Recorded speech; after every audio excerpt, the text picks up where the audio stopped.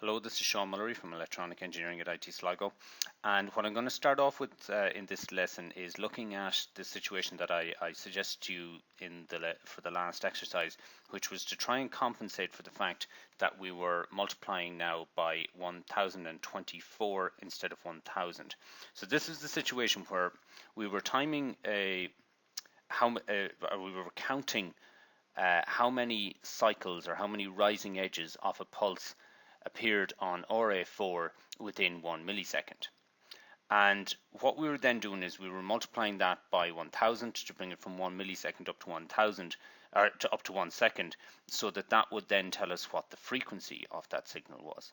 Now, the problem with multiplying it by 1000 was that that was quite expensive in terms of memory usage and in terms of execution speed, because it added quite a lot to our code memory, and therefore we had to run it for that bit longer. And that was because the variables involved were not 8-bit variables, so therefore it took quite a bit of software in order to sort them out. What I said to you at the time was that the more efficient way to do it was to multiply it by a power of 2, in this case 2 to the power of 10, and we do that by just using the shift operator. And the shift operator is a very convenient from the point of view of a microcontroller, because it can do it in maybe 1 or 2 instructions, usually just 1. So that means then that it can do it very, very efficiently. But the problem that we come up with is that we are counting how many pulses have occurred in 1 millisecond and then multiplying it by 1024 instead of 1000. So I asked you to take a look at some different ways that we could modify it so that we corrected for that. Now, to some extent, this was not a very easy question to deal with, because even though you can come up with good ideas to make changes, we'll find that there are other influences that just make it impossible for us to get an exact right count. Even if we do get an exact right count, it only works for that particular frequency, and the whole point of this program is that we could put in any sort of frequency of pulse into it and try and count how many occur. We happen to be dealing with one that's happening every a rising edge every 100 microseconds. But if we had one happening every 90 microseconds or every 50 microseconds or perhaps every 200 microseconds, then that changes everything.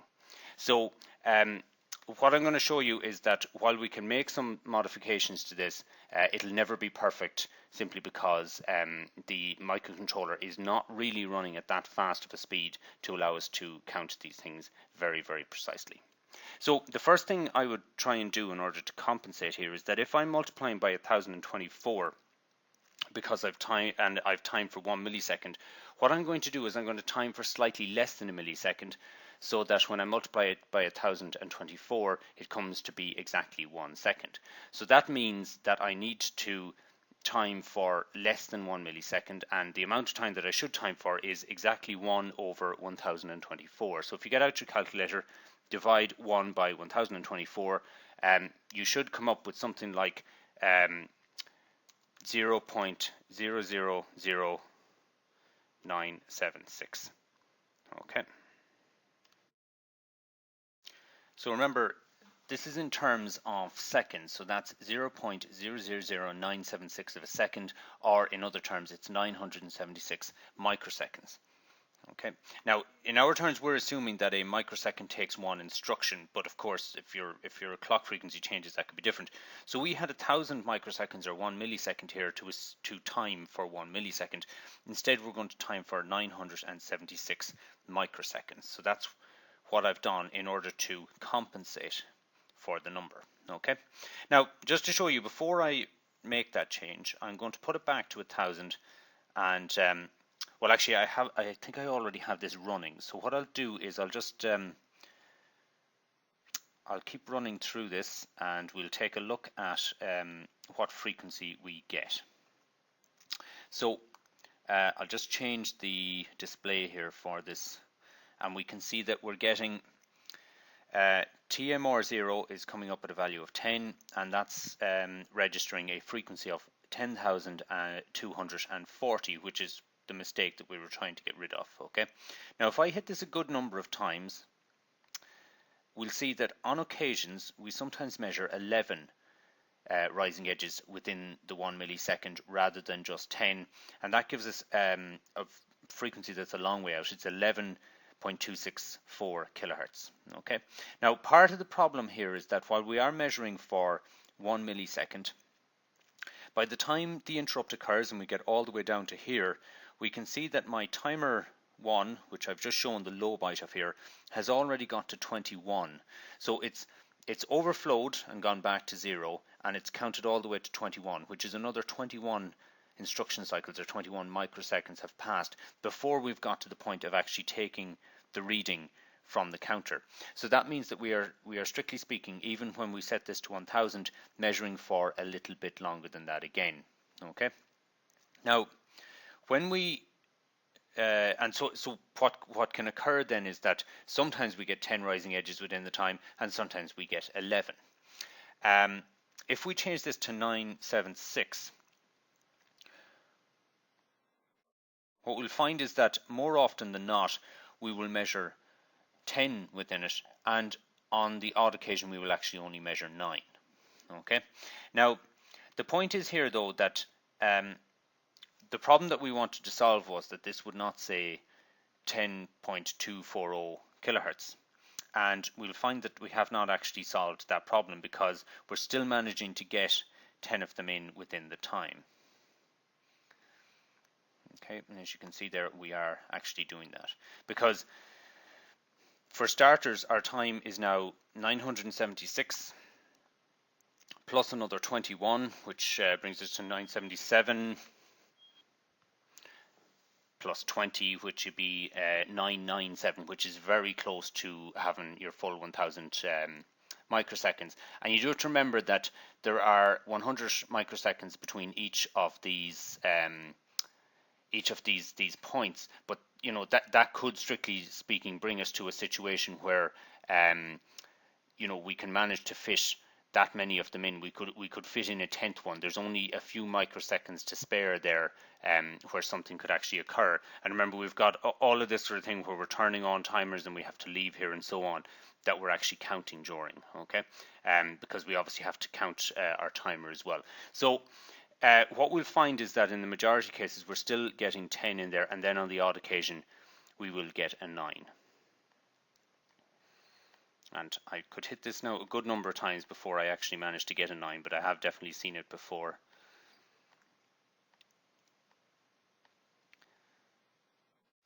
Okay, so there we have an example there where we can see that the timer TMR0 has gone to a value of 9. It happens quite rarely, less than 1 in 10 it seems to be happening. And we can see that my frequency has not updated yet. It's still at 1024. If I just move to the next one, that's gone back to 10 for the next reading, but my frequency has now gone down to 9216. Now, the point is here that in making this change, we haven't really affected the frequency reading that we were getting. We're still getting, in the majority of cases, 10.240 kilohertz, and even in the situations where it measures 9, which is the only thing, it can either measure 9 or 10 or 11 as we've seen in the previous case, but all of those give us an incorrect value. And so setting to 976 did not really solve that problem for us, because the issue here is that it doesn't divide in evenly, so therefore you're always going to get an integer answer, and in some cases you're going to have a significant error one direction or the other. Okay, and that's not going to be very, very easily solved by us simply compensating for it here. So the main point to take from this is that while we can compensate for it, the fact of the matter is we're still going to continue to have an error. And that also means that we shouldn't be as concerned about the little error that we've introduced with the 1024 versus 1000. Because remember, while we could set this up perfectly to work for the current signal, which is 100 microseconds in period, the reality is that we don't always know there's 100 microseconds that we're actually measuring, and in fact if we did, we wouldn't need to measure it. So therefore you'll never get it working for all of the different types. But some of the other things that you can do is that you can measure for a much longer time. For example, we could measure for 10 milliseconds, okay, which would be 10,000. And then what we would do is we would have to find a multiplier that would deal with that. So if we measure for 10 milliseconds, to get it up to, assuming that everything was perfect, we would then multiply that by 100 in order to bring it to find out what frequency we should have. Now, what's the closest power of 2 to 100? Well, unfortunately, we have 64 below it and we have 128 above it. So that's a considerable difference. We can see here then the sort of error that we're going to introduce. So, okay, so if we say 2 to the power of 5 is 32, 2 to the power of 6 is 64, 2 to the power of 7 is 128, so we'll do a shift by 7, and we'll see what sort of a result that gives us. So these are some of the things that I would have liked you to try. You probably didn't think of changing some of these things, but at least it should give you some indication of the different things that you can try, but you can always expect it to be some sort of an error, because while you might get it perfect for one particular signal, it may not work for another one.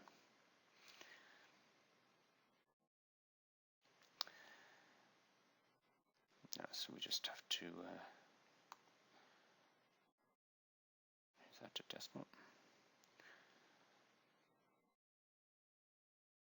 Okay, and you can see here that we have a frequency of 12,800. Now that's all related to the 128 that we have, so that's all taken in that particular thing, but we're counting exactly 100 of them in the time. And if we keep testing that, that's what we're going to continue to get, either 100 or 101. Let's compensate for it, which is that we're multiplying by 128. Let's divide by 128. So I have my calculator here beside me. You can't see it, but I'll do it here. So 1 divided by 128 comes out at, I'll just type it here beside it, 0.0078125. Now what we're going to do is we're going to take those four numbers there, 7812, and put that into this. So I'm going to time for far less time in order to compensate for the fact that I'm multiplying by 128. Let's see how close this gets us.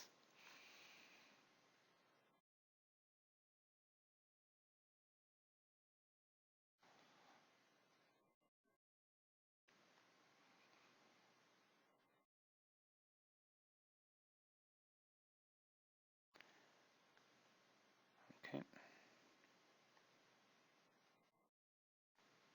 So after doing it, hitting it a few times till we see if it settles down, I can see that I'm getting 9,984, which I think is not too bad. I mean, we have an actual 10 kilohertz, and we're measuring it at 9,984, which is only out by a small number of percent, and it seems to be sticking to that most of the time. Okay. Now, there's a possibility that if you were to change this value, the 7812, to something different, that it might work a bit better, but I think what you'd find is that it would actually jump somewhere above the 10,000. We have a 78 here, and if I divide, if I multiply 78 by 128, I get the number that we have there, the 9984. Now, if I multiply 79 by 128, I get 10,112. So I think the 9984 is actually closer than the 10,112. So it's all to do with integer numbers as regards the number that you're going to count. And remember, even though we could tweak it to work better for the 10 kilohertz signal, the chances are that if we did it for some other one like 11 kilohertz, it wouldn't work very well for us. So you have to be content with getting as close as you can to it for your particular application. So you can fiddle around for a particular application, particularly if there's particular counts and frequencies that you're interested in, but beyond that, you have to accept the limitations of the system. Okay, so I'm going to leave that recording at that.